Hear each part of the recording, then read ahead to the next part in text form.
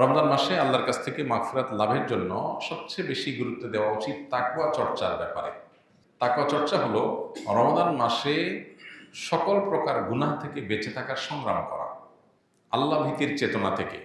যে আল্লাহ তাআলা রমজানের দিনের বেলায় পান করা, আহার করা, হালাল খানা, হালাল পানীয় এগুলো রমজান মাসে দিনের বেলা গ্রহণ করতে যে আল্লাহ নিষেধ করেছেন, তাহলে যেগুলো আল্লাহ নিষেধ করেছেন হালাল না, সেগুলো কত জঘন্য হবে।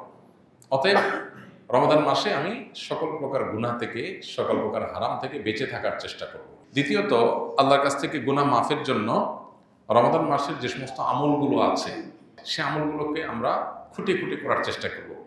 আমাদের একটা ছোট্ট চটি বই আছে, বইটা হলো মাহে রমাদানের 27 আমল। এখানে নবী করিম সাল্লাল্লাহু আলাইহি ওয়াসাল্লামের সুন্নাহর আলোকে কোরআনে কোন আয়াত থেকে রমাদান মাসে করার মতো 27টি আমলের ব্যাপারে একটা ধারণা দেওয়া হয়েছে। এই আমলগুলো যদি দিয়ে আমরা রমাদানকে সাজাতে পারি, তাহলে ইনশাআল্লাহ রমাদান মাস আমাদের গুনাহ মাফের মাস হিসাবে আল্লাহর কাছে গ্রহণযোগ্য হতে পারে, মকবুল হতে পারে। এটা আমার জন্য সুবর্ণ সুযোগ হতে পারে। আমরা প্রতিদিন যদি আল্লাহর কাছে চোখের পানি ফেলে দোয়া করি, আল্লাহ আমি গুনাহ থেকে যেন বের হয়ে আসতে পারি, আমাকে তৌফিক দাও, যেগুলো হয়ে গেছে সেগুলো মাফ করো, নিজের সঠিক সিদ্ধান্ত নেওয়া, নিজের ব্যাপারে শক্ত অবস্থান নেওয়া, পাশাপাশি আল্লাহর কাছে এভাবে কেমন একটা দোয়া করা, এর মাধ্যমে ইনশাআল্লাহ আমরা গুনাহ মাফের দিকে যেতে পারি।